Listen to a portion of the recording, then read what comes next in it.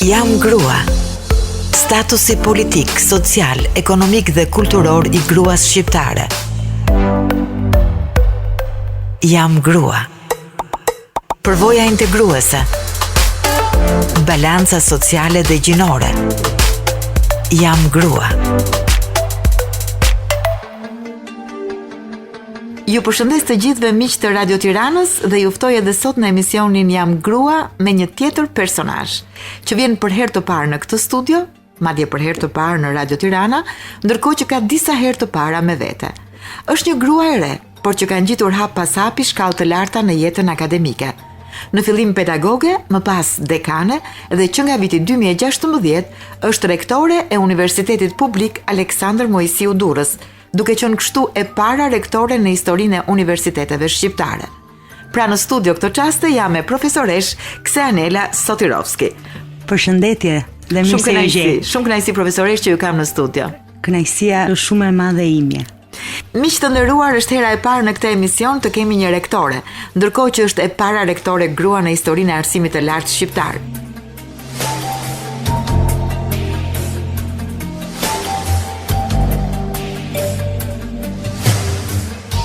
Profesoresh Kseanela Sotirovski Myderizi ka lindur në Vlorë në vitin 1979. Nga viti 2011 është në krye të Fakultetit të Edukimit, si dekane pranë Universitetit Aleksandër Mojsiu të Durrësit dhe njëkohësisht pedagoge jashtme pranë Universitetit Jo Publik Epoka. Në vitin 2012 ka marrë titullin profesor i asocuar, si dhe ka mbrojtur më 2008 titullin PhD, doktor në shkencat e edukimit, menaxhim dhe supervizim arsimi me disertacionin Krahasimi i leadershipit edukativ në institucionet e arsimit të lartë rasti Turqisë Shqipëri, pranë Universitetit Gazi në Ankara të Turqisë. Gjatë karrierës së saj akademike numëron një sër publikimesh në fushën e edukimit, kryesisht për arsimin e lartë, dhe në vitin 2016 fiton zgjedhjet universitare si rektore e Universitetit Aleksandër Mojsiu Durrës. Kam kënaqësinë ta kem sot në studion e emisionit Jam grua. Faleminderit. Kam vërtet një kënaqësi të veçantë, profesoresh Kseanela. Si është të jesh rektore e një universiteti? Ti jesh rektore e një universiteti me 20.000 studentë sot në Shqipëri, unë them është gjëja më e vështirë nga ana e përgjegjësisë që ke mbi supe dhe është gjëja më e bukur kur je në shërbim dhe mendon dhe prodhon për të rinjt. Duke qenë grua në konkurim, ju avantazhoi kjo gjë? Në fakt në fillim nuk është se më dha një avantazh shumë të madh. Unë konkuroja me dy burra, me dy profesor të nderuar dhe shumë më të mëdhenj se unë në moshë dhe me një eksperiencë në vite shumë më të gjatë se sa unë, të cilët sot i kam koleg. Njerëzit në Shqipëri janë pak skeptik ndaj figurës grua dhe ndaj figurës grua në drejtim. Megjithatë unë mendoj që ne gratë kemi disa avantazhe dhe disa dhunti që Zoti na i ka dhënë dhe që burrat nuk i kanë. Ne jemi të drejtë për drejta, ne jemi të hapura, ne jemi të sinqerta dhe ne mbi të gjitha dim të duam dhe ti tregojmë dashurinë të tjerëve, kështu që skepticizmi në fillim i njerëzve filloi të shuhej ngadalë gjatë periudhës një mujore që ne kishim për fushat. Mua fjala fushat për universitetin nuk më pëlqen, po është një realitet. Është një realitet, po. Përfytyrimi juaj për pozicionin e rektores para se ta merrni detyrë, përputhet tani me realitetin? Doja shumë të thoja po, por në fakt nuk përputhet 100%. Pse nuk përputhet? Sepse ndoshta ne kemi kulturë që edhe pse në darkë ne bëjmë një program për ditën që vjen, gjatë ditës ne dalin shumë surpriza dhe shumë gjëra të vogla të cilat duhet i përballojmë edhe ndonjëherë mund të zmadhohen. Aq më tepër kur punon me të rinjt kanë shumë dinamika, kanë shumë kërkesa dhe meritojnë të marrin shumë gjëra. Ti ndonjëherë i lë gjërat e tjera pa bërë dhe merresh me gjërat që të jep e përditshmja jote. Kisha në fakt më shumë ëndra dhe më shumë energji kur fillova të isha rektore, po ndonjëherë në Shqipëri është pak e vështirë të punosh me një plan, me një program dhe të çosh gjërat deri në fund sipas vizionit tënd dhe të skuadrës me të cilën punon. Ka të papritura gjatë ditës shumë.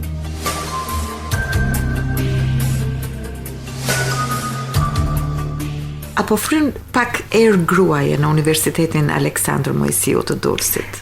Në universitetin tonë në fakt ka fryrë goxha gruaje, ne jemi një staf akademik dhe administrativ ku dominojnë gratë, pra shumica janë femra edhe në stafin akademik edhe në stafin administrativ. Jemi një staf drejtues ku shumica janë femra dhe në fillim madje kur mblidheshim si rektorat, burrat që kemi në rektorat qeshnin dhe na ngacmonin dhe thoshin që ne ndihemi diskriminuar sepse zakonisht femrat janë ato që diskriminohen pozicione, në rastin tonë janë burrat. Është pakica burra dhe shumica gra në stafin drejtues të universitetit. Janë më shumë pedagoge femra dhe duket si një shumica, profesion. Shumica janë pedagoge femra.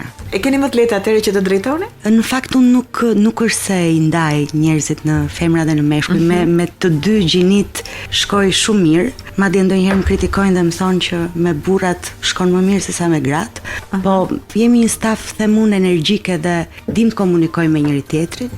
Mendoj që shkoj mirë edhe me burrat edhe me gratë që kemi në staf. Ju keni studiuar për... Unë ciklin e parë të studimeve e kam psikologji, pastaj kam vazhduar për shkenca edukimi, edhe masterin e doktoraturën në shkenca edukimi. Disertacionin e masterit e kam bërë për kulturën institucionale, për vlerat dhe normat brenda një institucioni, ndërsa në master krahasova sistemin e lartë arsimor midis dy shteteve, atë që ju përmendet më përpara, dhe intervistova dhe anketova liderët ose drejtuesit e institucioneve të larta arsimore në të dy shtetet, në Turqi dhe në Shqipëri.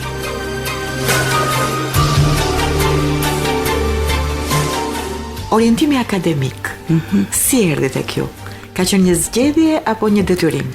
Në fakt, ka qenë një gjë shumë e bukur. Në vitin 2006, unë kam qenë studente doktoraturës, sapo kisha përfunduar leksionet e doktoraturës dhe prisja që të zgjidhja profesorin udhëheqës që do më udhëhiqte për disertacionin. Atëherë ka ekzistuar Alp Shkenca, nuk e di nëse e mbën mend Kozeta apo jo. Është tani Instituti Alp Shkenca, po. Dhe mua më vjen në një rrjet email-esh një njoftim që në Durrës është hapur një universitet i ri publik. Dhe kërkohen pedagog mundësisht nga jashtë me një shkollim jashtë. Unë aplikova, çova një CV. Me thënë drejtë nuk është se kisha shumë besim të vetja, se dhe Shqipëri nuk e njihja. Kisha shumë vite që isha larguar nga familja, që 14 vjeç, 4 vite në gjimnaz në një shkollë private në Tiranë dhe pastaj që në vit par fakultet në Turqi dhe nuk është se kisha lidhje me realitetin shqiptar. Dhe pas një ore më merr një burr në telefon dhe më thotë unë jam rektori i Universitetit të Durrësit dhe dua të di nëse ke dokumenta mbështetëse për këto që janë të shkruar në CV-n tënde. Ishte profesora Gim Kukeli dhe më pas unë i çova dokumentat mbështetëse, universiteti akoma s'kishte filluar të funksiononte, pra ishte viti vera e vitit që do hapej universiteti. Më telefonoi pra profesori dhe më tha që në këtë datë ka një konkurs në Hotel Adriatik në Durrës dhe unë dua që të vish. Mirë, po vi. Shkova në konkurs. Besoj që unë t'jeme pak sa e privilegjuar që vetë rektori po të telefonante për këtë gjë. Absolutisht po. Shkova në konkurs, atje bëm një referim dhe pas disa ditësh prap rektori më merr në telefon dhe më thotë Ksanila, unë kam nevojë që ti të vish të punosh në Universitetin e Durrësit. Nuk e kisha menduar deri në atë ditë që unë mund të kthehesha atë vit në AD dhe çuditërisht unë pranova sepse i besova vizionit të profesorit dhe kështu kam filluar punë në Universitetin e Durrësit. 26 vjeç dhe sot jam stafi akademik më i vjetër që punon në Universitetin e Durrësit. Një nga themeluesit e këtij universiteti tani. Është dhe krenari. Absolutisht po. Si ka ecur Universiteti i Durrësit ndër këto vite që nga fillimi kur ju jeni futur dhe deri tani që ju jeni në krye të këtij universiteti? Unë mendoj që Universiteti i Durrësit është universiteti me energji më pozitive në Shqipëri. Pse mendoj kështu? Sepse që në ditën e parë që ai universitet u hap, ka pasur një staf akademik dhe drejtues prej 6 vetësh në fillim dhe më pas ne u bëm diku te rreth 14 vet. Personat që janë përzgjedhur për të qenë staf akademik janë përzgjedhur realisht me shumë kujdes. Kanë qenë njerëz që realisht kanë qenë njerëz me rezultate të shkëlqyera gjatë shkollimit të tyre dhe kemi pasur atëherë një lider ose një rektor i cili besonte te të rinjt dhe ne kemi qenë një staf akademik që pastronin vet, lanim xhamat vet, sa që ishte mundësia, nuk kishte personel tjetër në universitet. Dhe kemi filluar në 2006 me rreth 200 student. Por nuk kishim as banka, as kompjutera, as perde, as një gjë. Dhe filluan duke kërkuar tek ajo Godina Buzdeti. Dhe filluan duke kërkuar në këtë organizata ndërkombëtare baza materiale. Ishte duke u hartuar buxheti. Dhe gjetëm çuditërisht na u përgjigjen shumë njerëz dhe ne në 2006 morëm këto 200-300 student, të cilët nuk kanë qenë student kaq të mirë sa studentët që kemi sot. Dhe në fakt Durrësi në 2006 nuk, sigurisht Universiteti i Ri, Durrësakët nuk besonin te Universiteti i Durrësit, pra Durrësakët nuk i sillnin fëmijët në Universitetin e Durrësit. Vazhdonin tek Universiteti i Tiranës. Vazhdonin tek Universiteti i Tiranës, ndërsa sot kemi një ndrim 100% mentalitet, Durrësakët e duan shumë Universitetin e Durrësit. Dhe besojnë në Universitetin e Durrësit, i besojnë punës dhe progresit ton. Sigurisht ne nuk jemi perfekt, nuk jemi të shkëlqyer, kemi shumë për të bërë. Keni pasur një prioritet atëherë, më kujtohet që keni pasur fastipin nëse kemi pasur FSP-n ose SHLP-n e atërshme, fastipi u hap më vonë. Në fakt puna e parë që kam bërë në universitet ka qenë dekane e këtij fakulteti. Në 2006 ka qenë një fakultet me programe studimi 2 vjeçare, një fakultet i cili vazhdon akoma të ecë shumë mirë dhe universitetet e tjera publike dhe private këtë vit akademik kanë kërkuar të hapin programe studimi 2 vjeçare. Kam përshtypjen që tërheq shumë student? Tërheq shumë student, sepse kanë programe të orientuara direkt në profesion dhe studentët mund të punojnë, shumica e studentëve mund të hidhen direkt në tregun e punës. Vazhdon të ecë ai? Vazhdon të ecë shumë mirë ai fakultet. Të para më ke folur me fjalët më të mira pikërisht për këtë pjesë të këtij universiteti. Ky është një model shumë i mirë fakulteti amerikan. Madje në Amerikë shumica e njerëzve në fillim bëjnë këtë community college 2 vjeçar, pastaj shikojnë ku i kanë prirjet edhe vazhdojnë studimet universitare. Edhe te ne kjo gjë ndodh, ne kemi disa programe të cilat mund transferohen në programe bachelor studimi. Po më le të flas më gjatë për programet, unë do flas vetëm për programet. Jeni të vetmit apo keni konkurrent? Sot nga universitetet publike jemi të vetmit që ofrojmë programe studimi 2 vjeçare, por di që vitin e ardhshëm akademik do ketë dhe të tjerë. Do filloj konkurrencë. Do filloj konkurenca. Nuk ju trembesoj?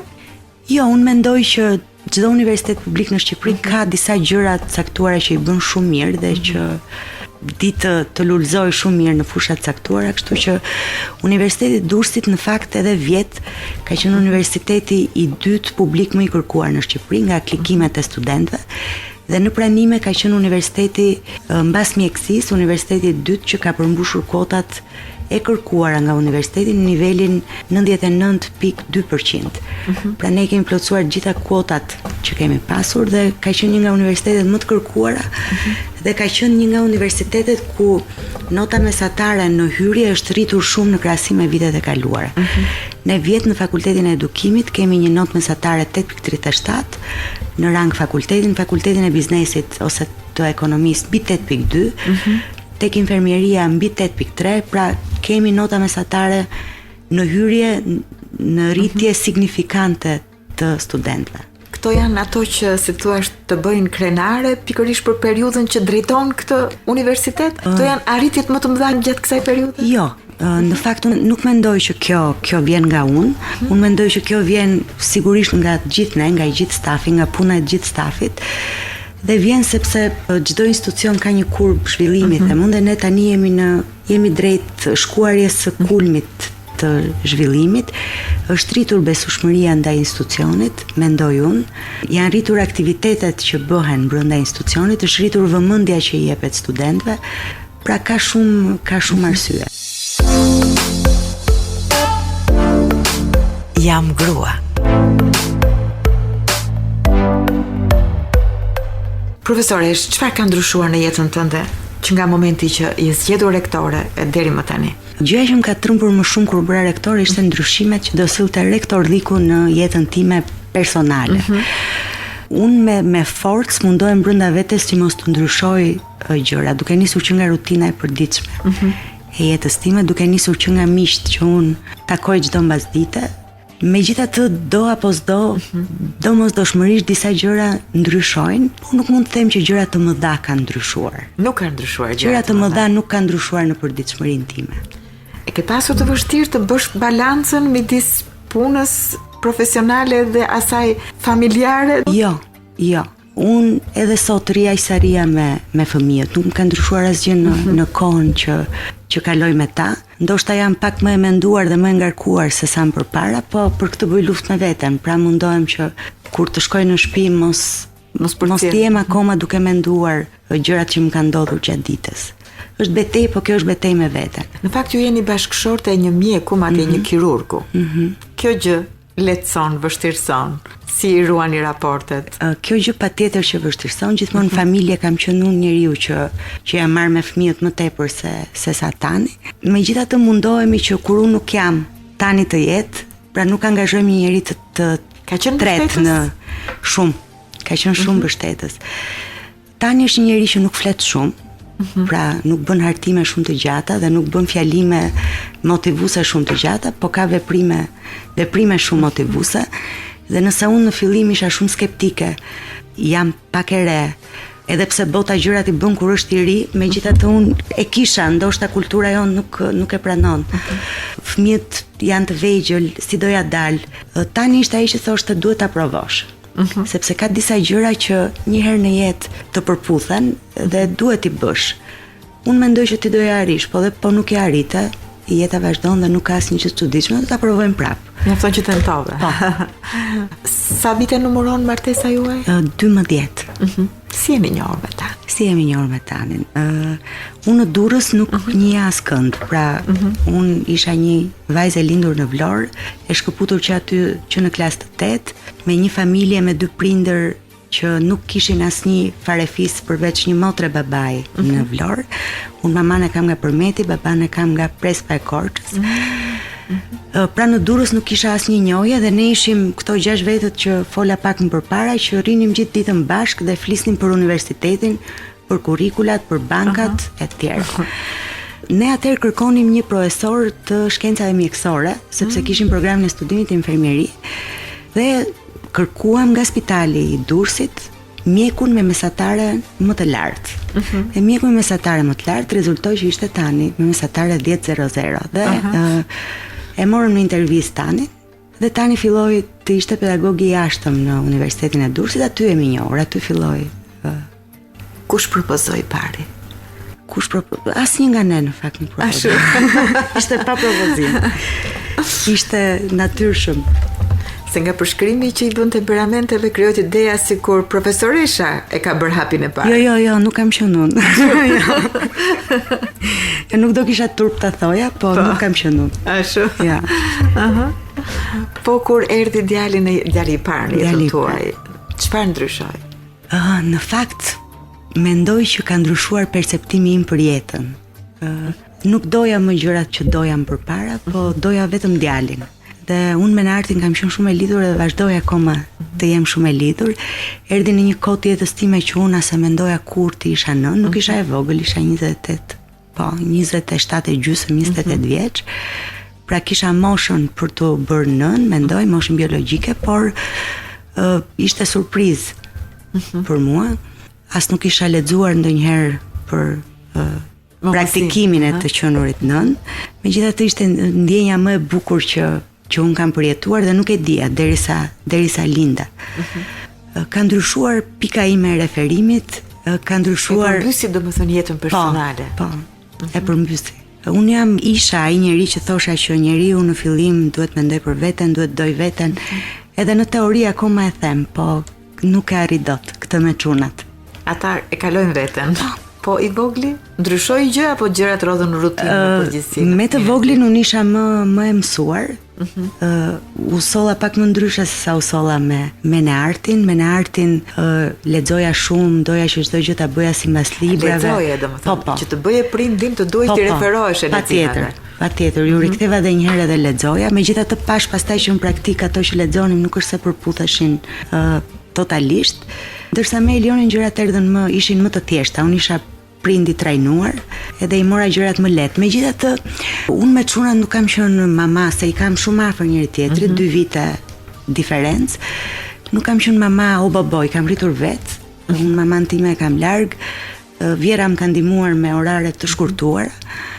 Dhe gjithmonë i kam marrë me vete kudo që kam shkuar dhe nuk e kam pasur problem. Pra dhe kur shkoja në Zyri Merja dhe ata dinin të rinin dhe të din të rinë akoma. Edhe kur shkoja një konferencë Merja dhe kur shkoja një darkë Merja, pra jam gjithmonë e pandar nga ata të dy. Pra nuk i marr si ku do t'i lë sot. Nëse shkoj këtu, jo, e di që ata i kam me vete dhe shkoj aty ku duhet të shkoj. Nuk ke domethënë pengje për atë periudhën e tyre të vegjëlisë që sikur t'ja u kisha bërë kështu apo sikur t'ja u kisha bërë ashtu?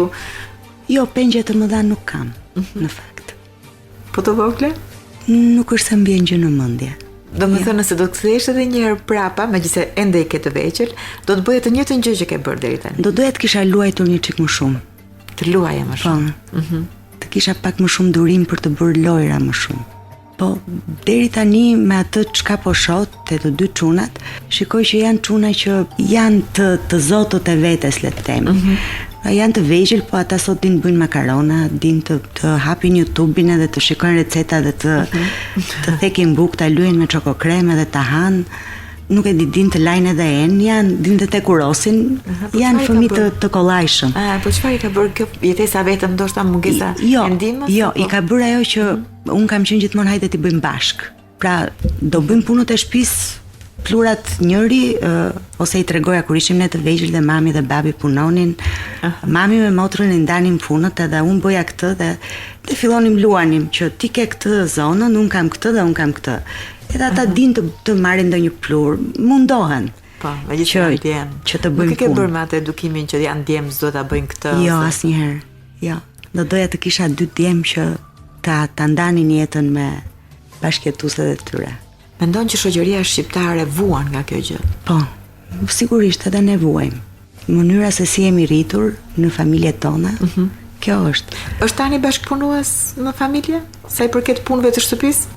Jo shumë. Po dhe unë në fakt nuk i kam lënë shumë shanse që të bashkëpunoj. Kam dashur që t'i bëj gjërat vetë. Sepse me teoritë e reja kontemporane, ndarja e punëve duhet jetë e barabartë midis burrit dhe gruas, se nga këto gjëra, me këto teoritë, ja. Nuk je për barazi absolute midis burrit dhe gruas. Unë mendoj që burri pra mund të ketë burr në shtëpi që të lajen dhe grua në shtëpi që të punoj. Pra nuk ka një ndarje me thikset e tyre midis burrit dhe gruas. Rëndësika që ata ta gjejnë gjuhën e përbashkët për sa i përket detyrave që secili ka në familje dhe të jenë rahat me atë që bëjnë. Pra nuk mendoj që ka punë të caktuara për gratë dhe punë të caktuara për burrat. Unë di të ndroj dhe lampa dhe se kam problem që t'i ndroj.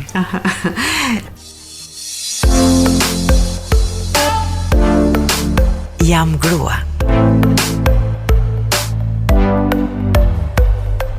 Profesoresh, juve keni arritur në një detyrë më të lartë sa i përket universiteteve. S'po e them gjithë arsimit lartë, po them sa i përket universiteteve. Pozicioni më i lartë është rektori. Besoni tek forca e gruas për çdo lloj detyre në shoqëri? Unë besoj shumë tek forca e gruas në çdo lloj detyre në shoqëri dhe mendoj që sot shoqëria shqiptare ka nevojë të zbutet pak. Ka nevojë për forcën, për frymën, për ndjenjën, për dashurinë dhe për përkushtimin e gruas. Unë shikoj që gratë e bëjnë punën me më shumë përkushtim se sa burrat, sepse gratë janë detaiste, edhe duan që çdo gjë ta bëjnë mirë dhe ta bëjnë bukur. Pra si ato qëndismat e bukura, pra gratë janë dhe estetike, dhe atë estetizmin që kanë në veshje, në qëndisma, në gatime, njësoj e bëjnë edhe në punë. Sigurisht pa dashur të në vlerësoj burrat, por unë mendoj që gratë për shoqërinë shqiptare ose shoqëria shqiptare për gratë ka shumë nevojë sot.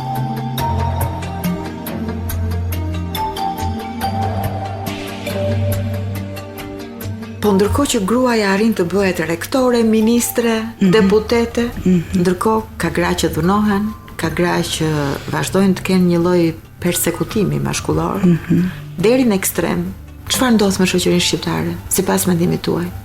Unë mendoj që fillimisht ne kemi qenë një vend shumë i mbyllur dhe një vend i cili nuk dinte se çfarë bëhej jashtë. Ne kemi qenë një vend ku babai ishte kryefamiljari, ku babai i babait ishte kryefamiljari, ku nëna nuk mund të fliste, ku nëna nuk mund të pretendonte. Dhe mendoj që deri në një farë brezi ne jemi rritur kështu. Pra duke besuar që nëna ka vendin e saj dhe babai ka vendin e saj dhe rolet nuk ngatrohen asnjëherë. Por sa i përket grave që dhunohen, unë mendoj që ka shumë arsye pse dhunohen. E para janë kushtet ekonomike në të cilat gratë në Shqipëri ndodhen. E dyta janë kushtet sociale. E treta është mbështetja e organizatave ose ndonjëherë edhe mbështetja e shtetit ndaj këtyre grave. Beson televizja për gruan? Mendon që ajo ka aq forca dhe aq fuqi në Shqipëri sa si të thuash të ndikojë në ndryshimin e statusit apo të jetës së një gruaje? Unë në fakt nuk jam shumë partizane e këtyre lëvizjeve feministe. Dhe unë mendoj që nëse ka diçka që duhet bërë për gruan, dhe vërtet ne besojmë që ka diçka që duhet bërë për gruan, kjo duhet bërë bashkë me burrat, bashkë me fëmijët tanë, bashkë me të rinjt, bashkë me shtetin, bashkë me këto organizatat ose lëvizjet feministe. Pra nuk ka një gjë që bëhet vetëm nga një lëvizje feministe. Duhet të ketë shumë aktor që ne të arrim të bëjmë diçka për gruan. E keni menduar veten ndonjëherë të jeni pjesë e këtyre shoqatave që janë ngritur kryesisht për gruan? Jo, unë jam partizane shumë e besimit të grupit në të cilin bëj pjesë. Po ti besoja grupit, patjetër që do shkoja dhe do luftoja fort. Unë dua lëvizjen e shoqërisë për gruan. Po të kishit një vajzë, si do ndodhte? Po të kisha një vajzë. Do ndryshonin gjërat? Mendoj që do isha shumë më feministe se sa jam sot. Do më thënë fakti të qenit nënë e 2 djemve? Mbase më ka bërë kështu. Nuk e di. Ose ndoshta duke qenë në një mjedis siç është universiteti ku pjesa më e madhe janë gra, mendoni që gruaja ka arritur gjitha? Jo, nuk mendoj kështu. Unë në biseda me miq në fakt jam shumë feministe. I kërkoj me shumë forcë të drejtat e grave. Por është ndryshe nga pyetja që më bët pak më përpara.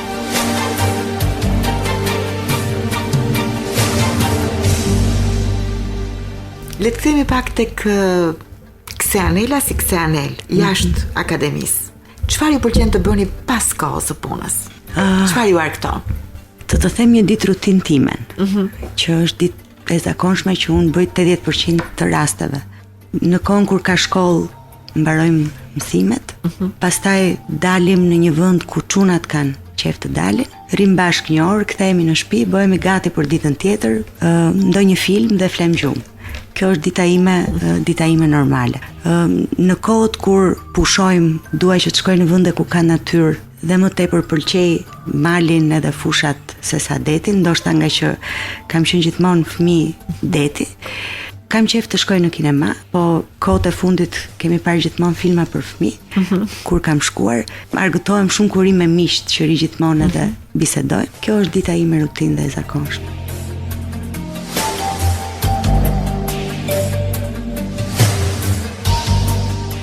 Nëse nuk do të ishe drejtuar akademisë, cili do të ishte plani B për jetën tuaj? Unë kam dashur gjithmonë në fakt dhe kam parë veten gjithmonë duke punuar në një kompani shumë të madhe ndërkombëtare me shumë njerëz. Pra dëshira ime ka qenë gjithmonë të punoj dhe të komunikoj me njerëz. Ka qenë një ëndër kështu diku te burimet njerëzore, diku te trajnimet, diku te organizimet. Gjithmonë unë kam dashur të organizoj. Edhe kam dashur të jem protagoniste, këtë e kam pasur që e vogël. Pra këtu e kam parë veten time. Protagonizmi ndoshta ju solli në akademi. Mbase.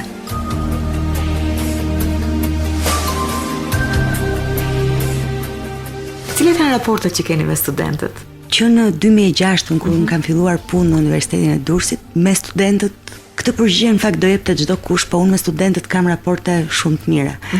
Nuk di të rritur i varur, dua gjithmonë çdo mëngjes sa i shikoj pa u lodhur t'i them gjithëve mirëmëngjes, edhe pse ata ndonjëherë në shkollë vinë duke u zgjuar nga gjumi me zor, dhe dua patjetër të mbusqeshin. Dua patjetër që kur studentët kanë një problem, t'i pres edhe t'i ndihmoj për të zgjidhur problemin, por në të njëjtën kohë dua që t'i them studentëve që ndonjëherë disa gjëra duhet të luftoni dhe të dini vetë se si zgjidhen. Në fakt ne kemi filluar të përgatisim një brez në Shqipëri që i do zgjidhjet gati, pra nuk di të bëj shumë beteja. Ajo që unë i them gjithmonë studentëve, që nga leksioni. Ne bëjmë leksionin, mbarojmë leksionin, kur japim një volum shumë të madh, faqes studentët mërziten. Ose kur bëhemi gati për provim, studentët thonë, "Zyshe mund na orientoni." Unë nuk e preferoj më këtë profil studenti. Unë dua student me të cilët mund të debatoj në klasë, me të cilët mund të flas për aktualitet në klasë, të cilëve mund të jap 5 libra për të lexuar për një muaj, të cilët nuk do më pyesin kurrë çfarë mund na bjerin provim, pra te cilat tema duhet përqendrohemi ne. Studentët cilëve nuk i intereson nota e provimit, po i intereson lënda. Pra doja student që donin pak luftën, debatin, student më të gjallë se sa studentët që kemi sot. Për këtë sigurisht kemi faj edhe ne. Do shta prurjet e universitetit tuaj? shkruarjet janë shumë të mira. Ose mënyra se si është organizuar shkolla e mesme? Kanë të bëjnë me këtë interaktivitetin e... Mbase, metodat e mësimdhënies ndër vite që ne në Shqipëri përdorim mund të jenë një nga arsyet. Ju se keni përdorur ndonjëherë mekanizmin e notës si presion ndaj studentëve? Asnjëherë, kur dhe nuk do ta përdor asnjëherë. Po gjatë vitit, gjatë frekuentimit të studentëve keni përdorur atë autoritetin që përgjithsisht e përdorin pedagogët e rinj, që duan të vendosin autoritet? Jo, asnjëherë. Unë me studentët dua gjithmonë të jem shumë e hapur, edhe nuk dua ta ngry kur zërin në klasë, ose nuk dua kur të bëj presion me figurën time si pedagoge, dhe kjo nuk ka ndodhur dhe nuk do ndodhi asnjëherë.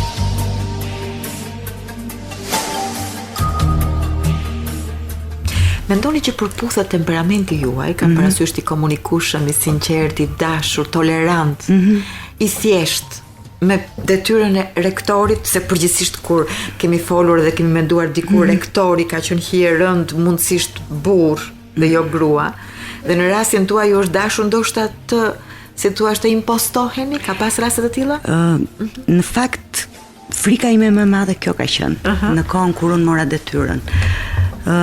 Isha një njeri që të gjithë më kishin gjetur atje, po isha një vajzë e re ku shumë njerëz më të mëdhenj sa unë le të them më kishin rritur, ndonjëherë më kishin bërë dhe byrek edhe ma kishin sjell, që nga sanitaret edhe deri tek profesorët. Mendoj që do i vështirësonte kjo rolin, ë? Shumë njerëz më kanë thënë në fakt që duhet buzëqeshësh më pak, edhe duhet të jesh një çik më e egër edhe një çik më e rrept. Por unë mendoj që gjërat funksionojnë shumë mirë duke komunikuar dhe jo duke bërtitur. Se siç nuk do preferoja unë dhe ti që sot na bërtiste dikush, edhe njerëzit me të cilët punojmë, nuk mendoj që marrin komanda me presion edhe me zë të lartë ose me nerva të ngrysura. Madje unë mendoj që kur njerëzit i përfshin që punën ta bëjnë me dëshirë, produkti del më i mirë. Sigurisht mund të ketë edhe abuzime, po abuzimet që ndodhin në një vend pune gjithsesi do ndodhin. Nuk ju ka ndryshuar si temperament ky pozicion? Dhe Kozeta gjatë ditës detyrohem shumë herë që të shkoj deri, pra ndodhin gjëra që më çojnë deri tek kufiri im i durimit. Edhe çdo darkë para se të flej unë filloj mendohem çka kam bërë sot gjatë ditës.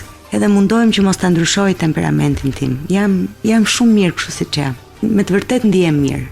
Ju ka vënë duke ndonjë kolega apo ndonjë i afërm apo mik që ju po krijoni një model të ri të rektores? Njerëzit thonë që ne jemi mësuar me modele të tjera. Ndoshta nga që dy kolegët e mi që kanë qenë përpara meje, profesorët, kanë qenë burra dhe kanë pasur një tjetër lloj komunikimi dhe sigurisht çdo individ është i veçantë dhe ka individualitetin e vet. Njerëzit thonë që ndihen të qetë. Dhe mua kjo më pëlqen. Njerëzit thonë që e bëjmë punën me dashuri dhe mua kjo më gëzon shumë. Jam grua.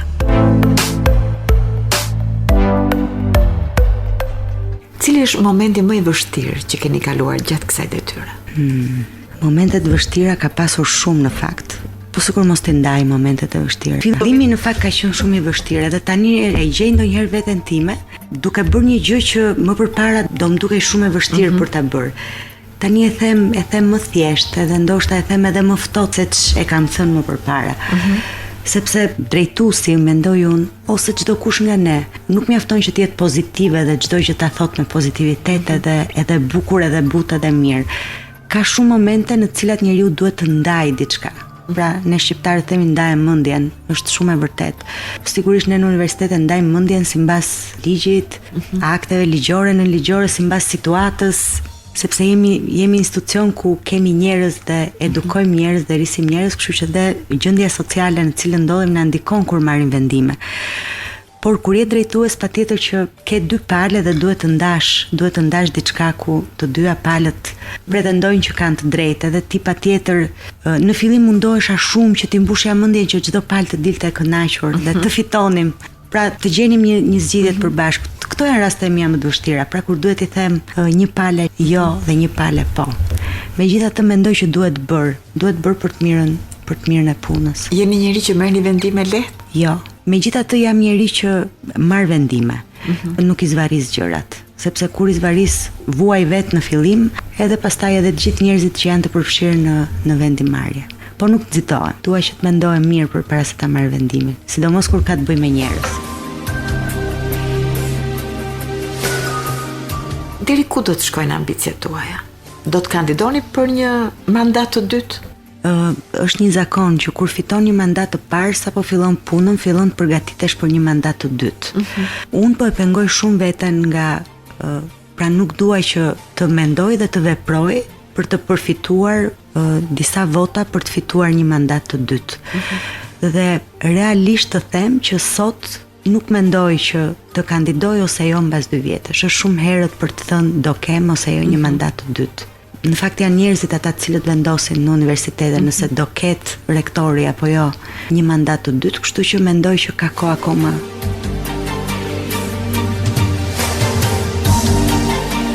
Në ambicjet tuaja të largëta ndoshta, do të jetë politika? Në situatën në të cilën politika shqiptare është sot, jo. Së brendshmi ju pëlqen të jeni politikane? Më duket se po. Cilat janë arsyet që e pëlqeni së brendshmi politika? Arsyet pikërisht sepse politika zhvillon politika për shoqërinë. Edhe mua më pëlqen shumë të jetoj me njerëz dhe të punoj me njerëz. Edhe të ndihmoj njerëz dhe të ndikoj në jetë njerëzish. Prandaj më pëlqen politika. Po jo politika e sotme, jo, nuk do thoja që do përfshihesh. Pra ju jeni ende në ngjitje të shkallëve tuaja. Jo, nuk keni arritur në shkallën tuaj më të lartë. Jo, këtë nuk e them. Nuk kam synim të bëhem politikane. Vetëm nëse ju vjen në derë. Jo, mund të simpatizoj në një parti politike ose në një lider politik, po jo politikane. Nuk e di, jo. Çfarë do doni të bëheshin djemt tuaj? Njërin nga djemt të ndëroj ta kem mjek. Si babai dhe. Si babai, po, ndërsa tjetrin pedagog? Ata në fakt kanë bërë një ndarje dhe djali i vogël thotë unë do bëhem si babi, do bëhem mjek, ndërsa i madhi thotë do bëhem artist, ai ka ëndra që të bëhet artist, të prezantoj, të këndoj, të kërcej, edhe të bëhet pedagog. Megjithatë janë akoma të vegjël për të parë prirjet se ku i kanë, unë thjesht di që nuk dua t'i pengoj në atë çka ata duan të bëhen. Edhe dua t'i nxjis që ata të besojnë që mund të bëjnë atë që ëndërrojnë për të bërë. Po sigurisht duke qenë brenda realitetit. Ka kohë në periudhën e sotme për libra dhe libra artistik? Për të lexuar libra dhe libra artistik. Kush do lexon? Unë kam vënë detyrë vete sepse pash që një kohë nuk fillova dhe nuk kisha më kohë që të lexoja romane. Dhe i kam vënë një detyrë vetes që unë të lexoj minimalisht 10 faqe në ditë. Edhe të jem shumë e përgjumur, atë 10 që duhet ta lexoj, vetëm që mos ta humb. E arrin? Po, 10 po, patjetër minimumi. Po muzika, që vend zë në këtë periudhë të jetës? Në këtë periudhë të jetës ne dëgjojmë vetëm muzikën që do djali i madh. Edhe dëgjojmë këto emrat e rinj të muzikës së huaj, muzikë shqiptare ai nuk dëgjon. Nuk është se kam. Cila është kënga më e preferuar e djalit? Ariana Grande, një gjë, po nuk di të ta them titullin. Ndërsa bashkë të dy këndojmë një këngë që ai e këndoi dhe te audicionet e The Voice-it këtë fundjavë, Go Gentle të Robbie Williams, që ai ka shkruar vajzës së tij, edhe unë me djalin e këndojmë gjithmonë këtë, kemi si këngën tonë. Po me muzikën nuk është se kam marrëdhënie shumë të mira. Pra dëgjoj radio kur kam mundësi të dëgjoj, po në shtëpi nuk kam mundësi që të dëgjoj muzikën që dua të dëgjoj. Objektivi i tanishëm brenda familjes? Që në artit të shkoj në audicionet e The Voice-it. Ti urojm sukses. Faleminderit. Ishte kënaqësi e veçantë që ju kisha sot në emisionin Jam Grua. Faleminderit shumë. Unë u kënaqa. Ju uroj suksese dhe natyrisht le të jenë këto shkallët e mesit të ngjitura në rrugtimin e jetës tuaj. Unë them që të mundohemi të bëjmë më të mirën kudo që të jemi. Të ndihemi mirë edhe ne, të japim kontributin më të mirë që mund të japim.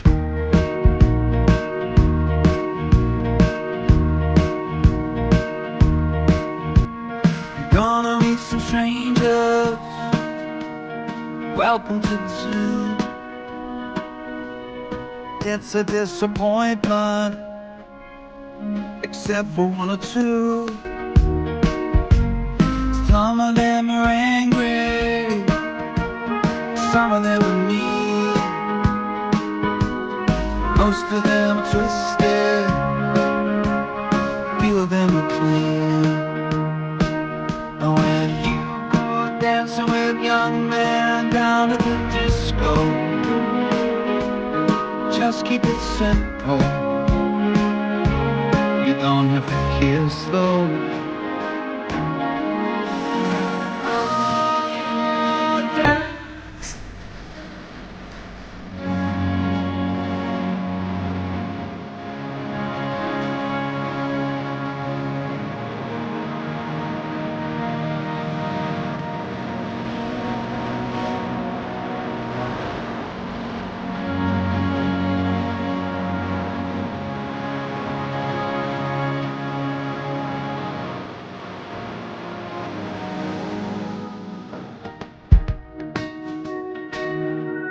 Don't try to make them love you.